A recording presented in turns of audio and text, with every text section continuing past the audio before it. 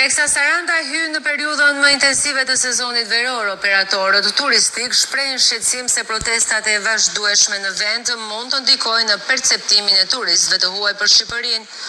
Edhe pse anullimet e prenotimeve mbeten minimale, ekspertët e turizmit theksojnë se stabiliteti dhe imazhi i vendit janë faktorë të rëndësishëm për industrinë turistike.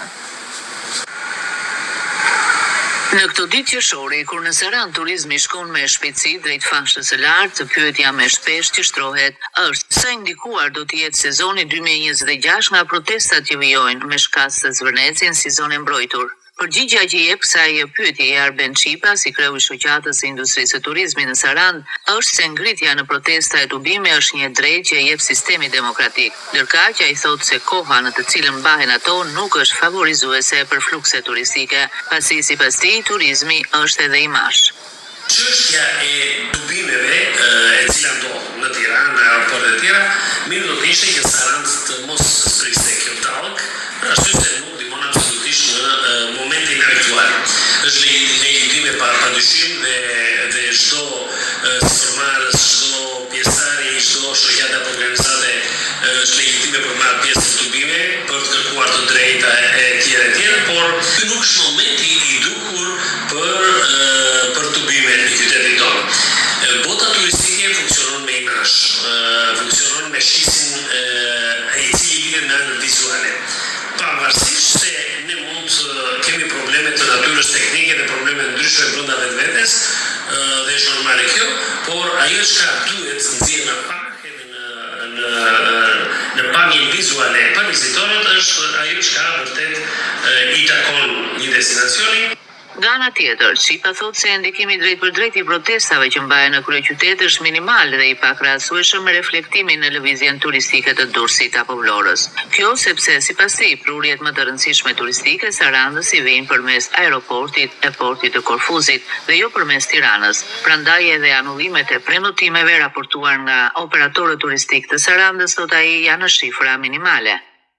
Në lidhje me kanceline, nëse ekzistojnë që në Sarandë, edhe kjo los rol dhe ka bërë efekt, por në për masat vogla do thosha, për arsye se depritjet e Sarandë dhe prurjet janë në pjesën e cila dominon nga aeroporti Korfuz dhe kështu nuk janë në kontakt me një komunikim ose me një kontakt tubimeve të cilat kanë tjetër ngjyrë dhe tjetër formë në Durrës dhe aq më tepër në Vlorë.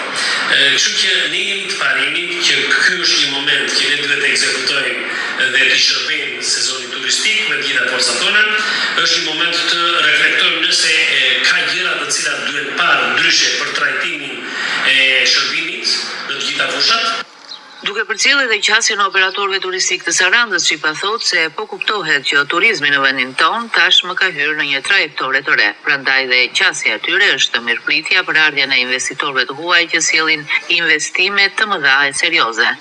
Në lidhje me investitorët e huaj, ata janë të mirëpritur për herë, në çdo destinacion dhe çdo vend turistik ata janë për herë të mirëpritur, pasi turizmi ka ndryshuar tashmë, ka hyrë në një trajektore të re dhe investimet duhet të jenë të mëdha dhe serioze. Në rastin e duhet të bëjmë pjesë si destinacion turistik në destinacione të cilat duam të njihemi në të katër kontinentet, atëherë i bie që edhe ne të mirëpresim investitorë të mëdhenj.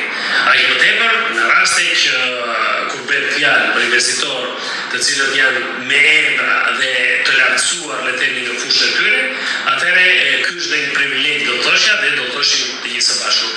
Pikërisht ditën e sotme në gjirin e Sarandës ka mbritur kroçera amerikane si Burn, ndjekja e agjendës kontraktuar prej saj dhe të tjerave në vijim merret si një tregues i qartë i mosprekjes së turizmit nga protestat në Tiranë e disa qytete.